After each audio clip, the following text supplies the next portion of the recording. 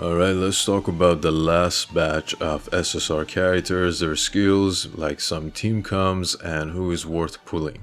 So as I said, this is going to be the last batch of SSR characters. With these three players over here are like we have all of the SSR characters in the game. And what to expect after this, probably we're gonna get a select recruit with all the characters available over here, same as what we have in JP, but excluding the last two batches. I'm not sure if this is going to happen after this is like done, or we'll have a gap, but that's going to be the case later on in the future, and you can select whoever you want. So based on that, we'll just talk about these three characters. Going to be like there's a lot of things to talk about. These three characters are pretty unique and good in like different comms. And let's start. So I'm just gonna go to the gallery over here. It's easier to talk about the players. So both like all three of them are in Arizaki team, so now it's full. You can go full in Arizaki team if you want, for well, like with any characters plus the twins. Again, Kita and also Akaagi, like these four would be the best in my opinion. But still, let's talk about the characters. So Aran, he's a machine that consumes a lot of stamina and deals a lot of damage, or like numbers, high numbers in attack. So for every 10 stamina consumed, he gains 1 stack of second wind.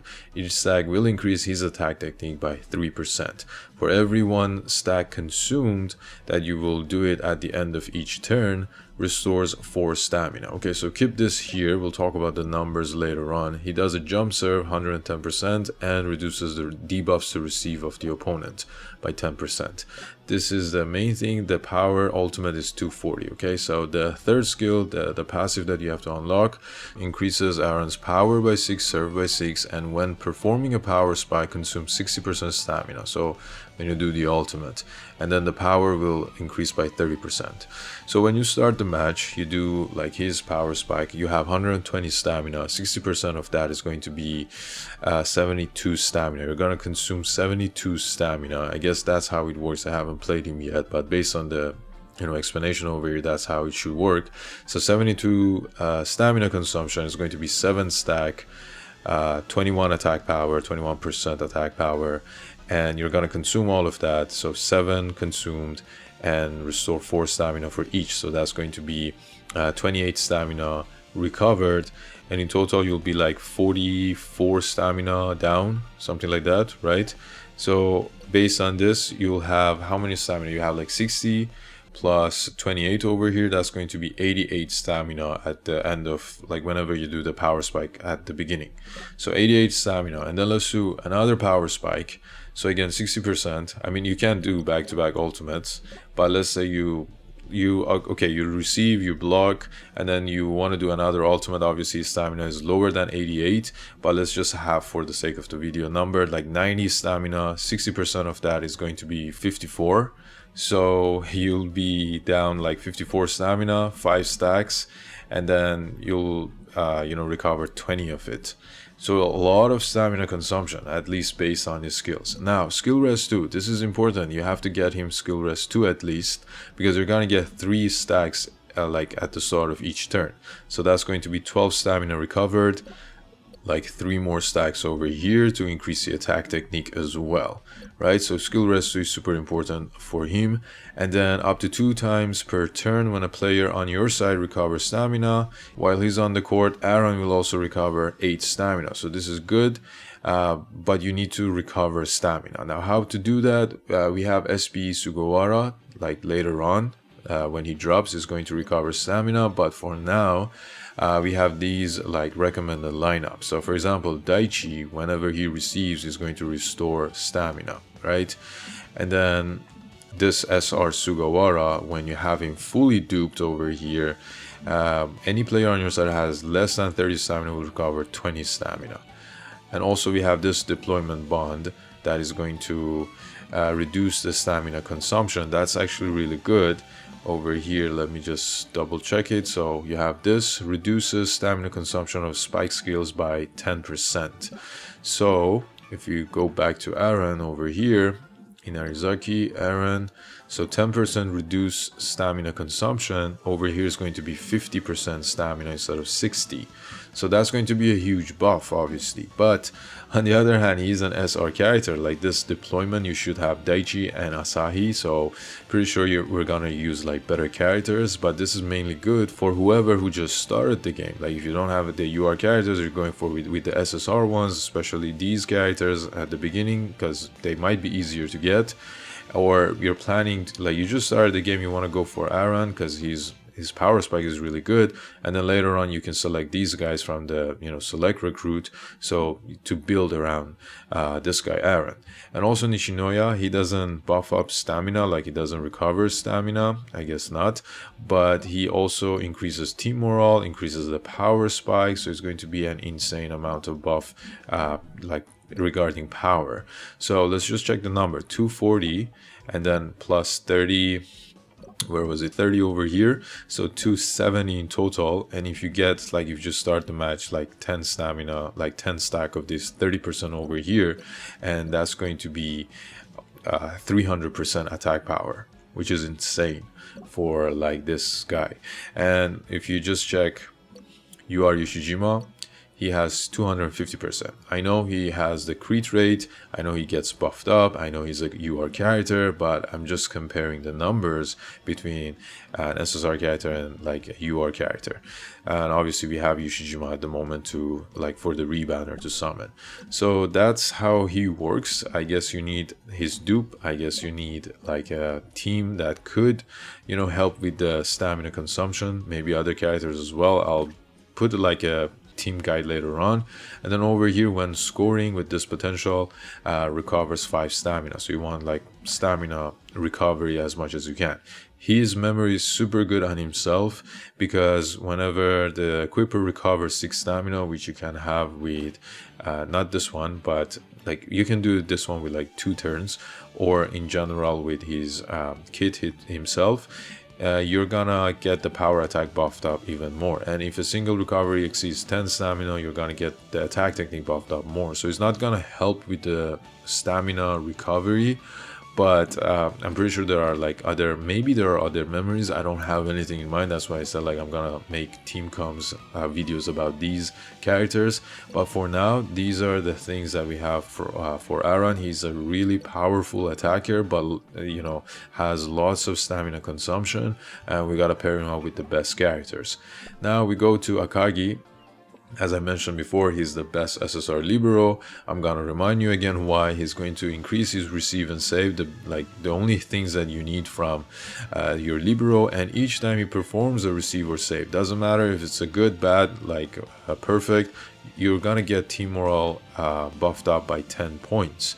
This is crazy. I'll get back to this. And second skill, performs a save 120%, and your sides, like your whole team, is going to have their defense technique increased by 4%. Defense technique is again block, save and receive, so everything is going to get buffed up.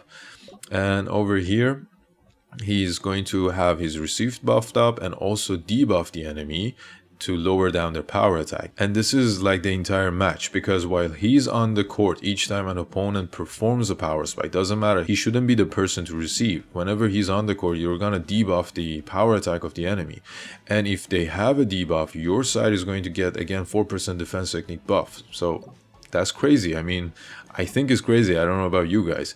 And we'll go back to this, the team morale. So yeah, before that, the skill rest. So receives stat is going to get higher while he's on the court. When a back row player fails to achieve a crit result when touching the ball, reduces that player's receive skill cooldown by 1 net crossing. So receive skill cooldown, obviously the ultimate receive, and pretty sure it's super good with Kita, because he cannot do a crit, right? The player in the back row fails to achieve a crit. Kita can't do a crit, so his ultimate is going to have reduced cooldown by 1 net crossing. And then defense technique again will increase when his receiver save isn't bad. Your side's next spiker gains 15% attack technique. Obviously this is also good, but again skill rest 2 would be the best, especially if you run in a Rizaki team with Kita. And we'll go back to this one again, the team morale. So why I'm mentioning that a lot, because Wow, no team recommendation. Okay, I'll do it myself. You go to Fukurodani Academy over here, the Fukurodani school. If you're going with this school, as I know a lot of people might be, especially with Bokuto and Akashi, you know this team buffs up with team morale. And on the other hand, this libero from Fukurodani, he doesn't buff up team morale, he doesn't increase his team morale, he reduces the opponent's team morale. Now, I'll tell you something unique. First of all, let's talk about his memory. So potential, obviously receive. Memory, his memory is to increase receive, and when the equipper performs a receive or save that isn't bad, allied players gain again 8% defense technique. Good for your blocking as well, especially if you get Hirogami. He's going to buff up all characters' main stats, so defensive wise you're gonna be insane. Now let's just skip this memory. If you have what was his name, Komi's memory over here, or you're planning to get the Komi's memory later on, this is super good on Akaagi, especially if you're running a Fukurodani team. Why? Because his memory is going to, whenever your receive or save isn't bad, your side gains 10 morale. So just put this on Akaagi when you're going Fukurodani team, or even if you're not going Fukurodani team, I mean, still you can get buffed up with the team morale. So that's going to be 20 team morales whenever he does a receive or save, right? I think that's crazy. I don't know about you guys. You let me know. Now let's go to the last character, Ginjima. So a wing spiker is kind of like Kita because he also does receive.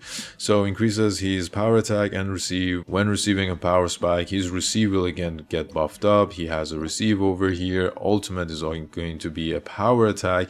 And if he's in the back row, the spike gains an additional 30%. Over here, for each one receive tagged player. So this is a receive tag. Obviously, the liberos have the receive tag, and if you pair him up with Kita, so that's going to be like 3 people having the receive tag. But let's just say him and your libero. So 2 receive tags, that's going to be 4% attack technique on himself. When a teammate's receive isn't bad, his power attack will increase by 15%. So let's just say like 19% over here, plus this is going to be 244. And then when he's in the back row, that's going to be 274% attack technique, which is high actually. Now skill res, his receive will increase once per match. His first receive will not result in point loss, so he receives once. If you're going to lose the point, you're not gonna lose the point actually. So over here again, and skill res 4, when he's on the core, your side performs a receive that isn't bad, his awareness will increase. So again, skill res 2 would be ideal actually, because you're not going to lose a point. Now let's pair him up with some other characters, for example Yuji.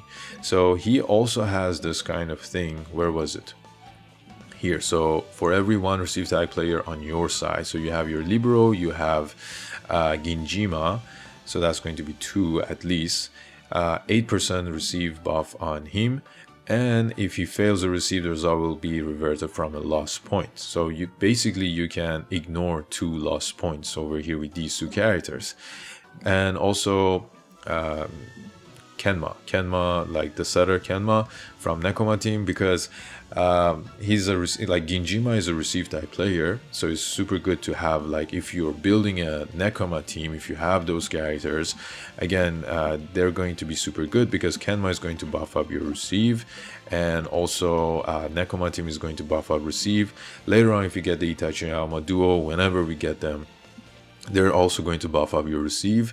So Ginjima would probably be useful with those guys. And Yuji also has like the receive buff somewhere over here.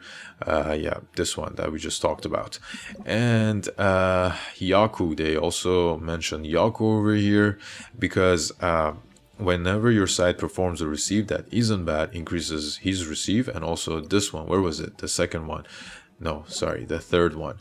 When his receive result is normal, it is converted to perfect. So it's going to be a receive type team with Ginjima that is going to be that's going to counter actually the quick attack, which is actually the twins, and maybe kind of like the current meta at the moment. But yeah, it shifts.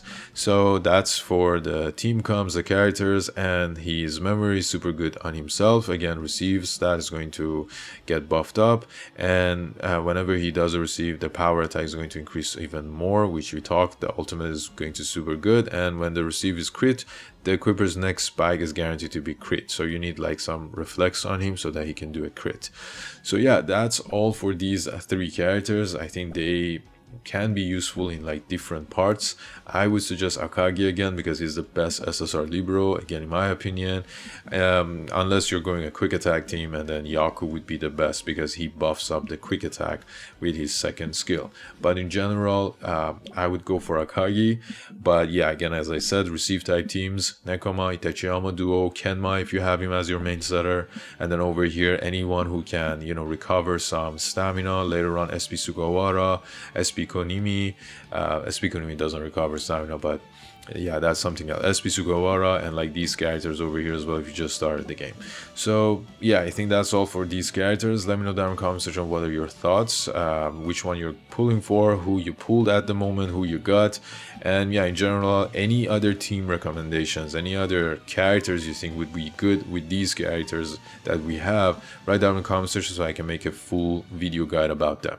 And yeah, with this we have all the SSR characters, and hopefully after this we'll immediately get the select recruit banner, and if that comes up, I'm gonna talk about which SSR character is going to be more beneficial based on your team.